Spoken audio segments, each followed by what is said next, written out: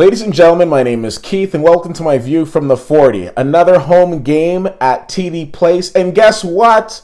The Ottawa REDBLACKS proved once again that not only are they your reigning, defending Grey Cup champions, but they are pretty much the most generous team in the CFL. Look at it. When they played the BC Lions, a big lead was given to BC when they played out in Vancouver, and then they took it right back.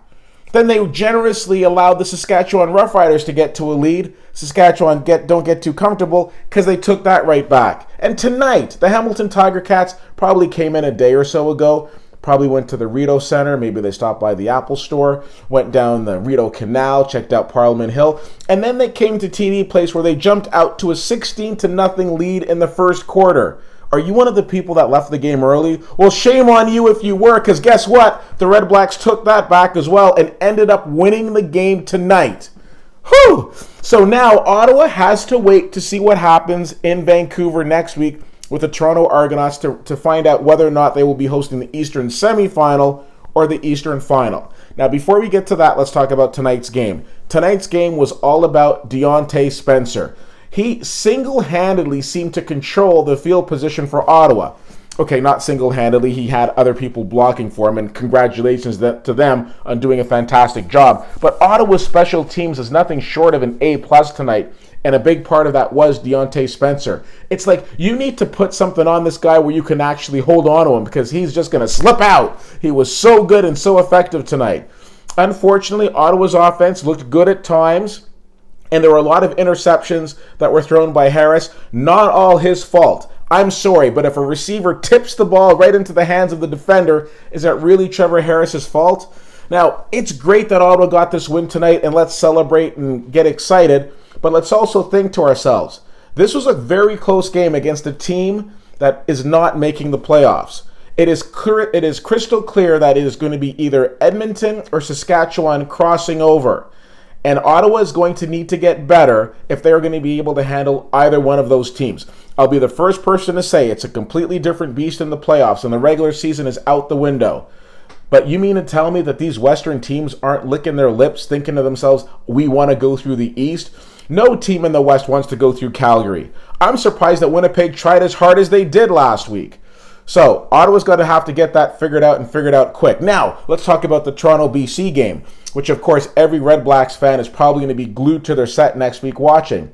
So it comes down to the fact that Ottawa needs a team that they beat twice in the regular season to kind of help them out and do them a solid and beat the Argos next week so they can have first place. But then you kind of think of it. On the one hand, Ottawa has a better record on the road, so wouldn't they want to kind of go through Toronto to get to the Grey Cup? Not necessarily. But I don't necessarily think that BC is going to lay down for Toronto. If I know Wally Bono, and I have had the occasion of meeting him, but more so, we all see the way he coaches. This isn't going to be a guy who's going to go out and say, okay, everybody, take the day off. No. BC knows that they should be in the playoffs. They know that they're better than their record, and I expect them to give 110%. One of the things that REDBLACKS fans can feel great about is the fact that the Argos don't have a great record in going to Vancouver, and I don't think that's going to change next week. So I think there's a very, very strong possibility that Ottawa will be getting ready to host the Eastern final. But we'll see. Other than that, Ottawa needs to, again, tighten up the screws a little bit because, listen, it's all well and good to come and joke about letting teams get out to a big lead. The playoffs are a different beast. And it's okay to say, okay, you know, BC got that big lead and Hamilton got that lead. You don't really want to toy around with a team like Edmonton or Saskatchewan. So hopefully Ottawa will be able to batten that down and have a much stronger performance. Overall, they got the win. That's what matters. They just need to be a little better. What did you think about tonight's game? Let me know. Oh, by the way, don't think I forgot. REDBLACKS cheer and dance team, fantastic performance again. Had the opportunity of going on the field after. One of the members of the team said, hey, Keith, did you like it? Do I like chocolate almonds? Of course I liked it. You guys always kill it. Whether you're doing it with your fantastic dance moves or your aerial assault, love it. So wonderful. Guess what, ladies and gentlemen? The Grey Cup's coming to Ottawa. I'm so excited. Will the REDBLACKS be there?